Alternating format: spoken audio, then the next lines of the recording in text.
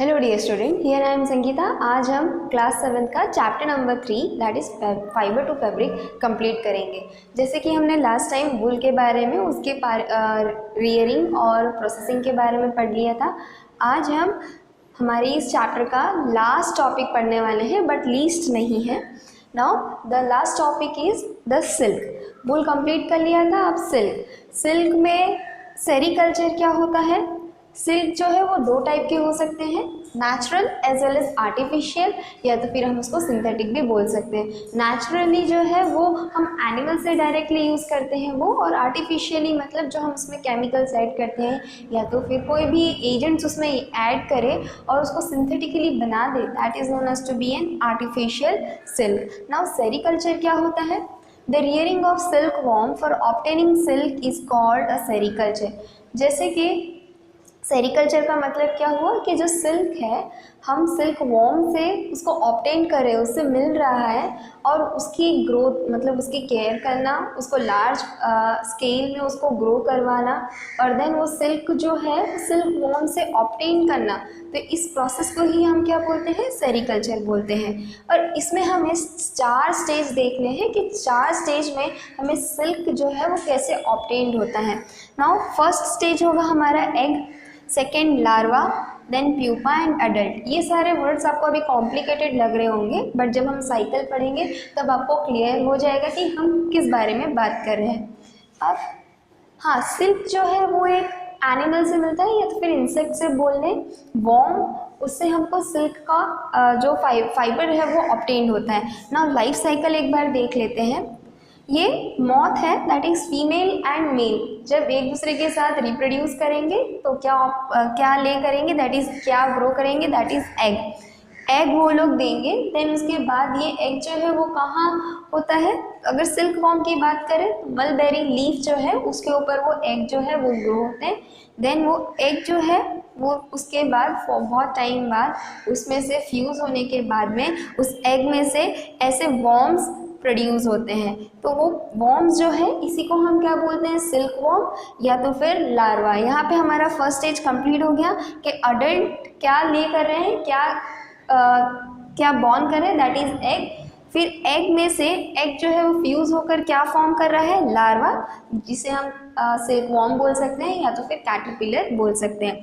फिर ये जो कैटरपिलर है वो क्या करते हैं, उनको हम लीव्स जो है उसको खिलाया जाता है, या तो फिर जिस ट्री पे वो लोग ग्रो होते हैं वहाँ पे वो क्या करते हैं, जो मलबेरी लीव्स होते हैं उसको लगातार खाते जाते हैं और एकदम अच्छी तरीके से वो हेल्दी हो जाते हैं। जब हेल्दी होने के बाद में तब वो लोग क्या करते हैं, उनके बॉडी पे एक वाइट कलर की जो फाइबर है उसको वो अपने बॉडी के ऊपर फॉर्म करते हैं, वो भी 8 शेप में फॉर्म करेंगे। अगर जो सिल्क है उनके माउथ में से, जो फाइबर है उनके माउथ में से निकल रहा है, तो उनके बॉडी पे ऐसे 8 फॉर्मेशन पे वो क्या होगा?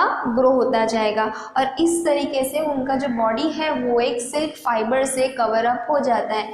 और वो जो सिल्क जो फाइबर है वो अपने माउथ से निकाल रहे हैं, वो किस चीज़ का बना है? प्रोटीन का बना है। और वो जो प्रोटीन है जब एयर के कांटेक्ट में आ जाता है तो वो एक हार्ड कंटेंट बन जाता है और वो सिल्क की तरह हमें देखने को मिलता है। इस वजह से ही जो सिल्क है वो हमें ऑब्टेन्ड होता है। तो अभी इतना तो हमें पता चल गया कि हमें कैटरपिलर या तो फिर जो सिल्क वॉर्म है उसी से ही हमें क्या मिल रहा है, दैट इज सिल्क ऑब्टेन्ड हो रहा है। तो ये हो गया कोकून।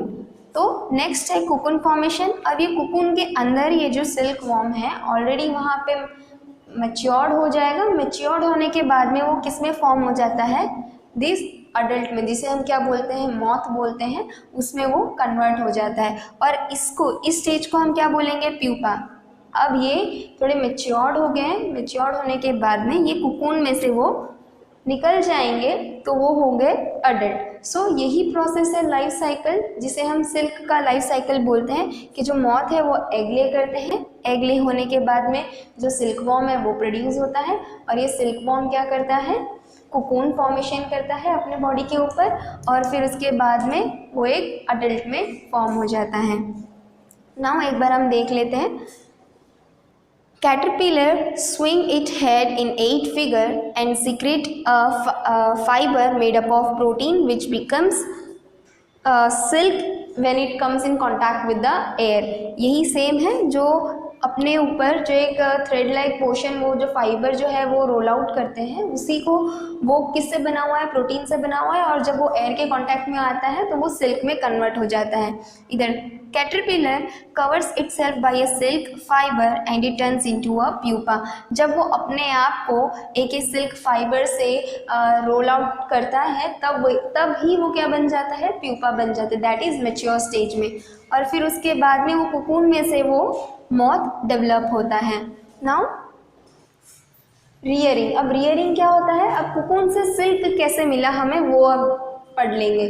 दैट इज रियरिंग का मतलब क्या कि जो सिल्क वॉर्म है उन्होंने जो एग ले किया हुआ है वो अब क्या करेंगे, डिस्ट्रीब्यूट होगा सारे फार्मर्स में। जो फार्मर्स जिसे सिल्क ऑब्टेन करना है, तो सिल्क चाहिए जिन्हें लार्ज स्केल में अगर जिन्हें ग्रो करना है, तो वो लोग क्या करेंगे, जो एग है सिल्क वॉर्म का जिन्होंने ग्रो करवाया है, या तो फिर जिनके यहाँ पे वो सिल्क वॉर्म के जो एग है, जो अंडे हैं वो ग्रो हुए हैं, तो उनसे वो लोग खरीद लेंगे। और वो जो फार्मर्स हैं वो जो एग को किस में रखेंगे, दैट इज क्लॉथ या तो फिर पेपर में, ताकि वो फ्यूज ना हो जाए। The eggs are warmed at suitable temperature for larva to hatch. अब क्या करेंगे वो लोग, जो उन्होंने एग लिया उसको एक सुटेबल टेम्परेचर देंगे, टेम्परेचर, ह्यूमिडिटी, जो भी उसे चाहिए वो सारी चीज़ें उसको देंगे। और देन उसमें से जब कैटरपिलर डेवलप होगा, वो कैटरपिलर को मलबेरी लीव्स, जो भी लीव्स उसको खिलाना है वो लीव्स उसको खिलाया जाएगा। एंड देन उसी के एक बकेट में जिसमें भी उन्होंने ग्रो करवाया है या तो फिर डेवलप होने के लिए वो कैटरपिलर को रखा है, उस साइड पे ही एक बाम्बू रख देंगे। बैम्बू के साइड में जब वो ज़्यादा लीव्स खा कर एकदम हेल्दी हो जाएंगे, तो वो स्विंग कर करके वो बैम्बू के पास चले जाएंगे, और बैम्बू में जाकर एक कॉर्नर में जाकर वो अटैच हो जाएंगे, जहाँ पे वो लोग क्या बनाएंगे, अपना कोकून बनाएंगे। और जब कोकून बन जाएगा तो वो कोकून को हम क्या करेंगे, एक्सट्रैक्ट कर लेंगे, उसको बॉईल करेंगे, या तो फिर स्टीम या तो वेपर्स देंगे, या तो फिर उसको सन के आगे रख देंगे, तो ताकि जितने भी डर्ट्स हैं या तो फिर जो हार्मफुल चीज़ें हैं वो रिमूव हो जाए। और फिर उसी सिल्क को हम क्या करेंगे, आगे जाकर एक सिल्क का जो यान है उसको हम कन्वर्ट करेंगे। Now the eggs are warmed at a suitable temperature for larva to hatch. The caterpillar larva day and night eat leaves. After 25 to 30 days, the caterpillar moves to a tiny chamber of bamboo. Bamboo के पास चले जाते हैं, जहाँ पे वो क्या करते हैं, कोकून को स्पिन करते हैं and cocoon attach to the twigs. और जो कोकून है वो बैम्बू के पास में आकर अटैच हो जाता है, और फिर उसके बाद वो कोकून को हम क्या करते हैं, निकालते हैं, एक्सट्रैक्ट करते हैं। उसको एक्सट्रैक्ट करने के बाद में उसको बॉईल किया जाता है, या तो फिर सन के आगे एक्सपोज किया जाता है, या तो फिर स्टीम दी जाती है, तो जिससे क्या होता है, हमें सिल्क का जो फाइबर है वो उसमें से सेपरेट हो जाता है। Now reeling off silk, the process of taking out thread from the cocoon to be use as a silk. अब क्या होगा, जो सिल्क का जो कोकून हमें मिला है उसमें से वो थ्रेड को धीरे धीरे उसको रिमूव करेंगे, और वही प्रोसेस को हम क्या बोलते हैं, रीलिंग, कि वो सिल्क को निकालना, that is process is known as to be an reeling. The silk thread is obtain from the cocoon. तो लास्टली हमें यही पता चल गया कि कोकून से ही हमें क्या मिलता है, सिल्क मिलता है। और जो सिल्क है वो मशीन्स के थ्रू भी निकाला जा सकता है, जो कोकून जो है उसमें से हम सिल्क मशीन के थ्रू भी निकाल सकते हैं। और सिल्क के वेरियस टाइप्स भी होते हैं, that is tasar silk, muga silk, eri silk, वो सब अलग अलग मॉथ से हमें प्रोवाइड होता है। जैसे कि तसार सिल्क है तो तसार मॉथ से हमें तसार का सिल्क जो है वो ऑब्टेन होगा। तो इधर हमने अपना पूरा चैप्टर कंप्लीट कर लिया है। So read it properly and learn it properly. Thank you.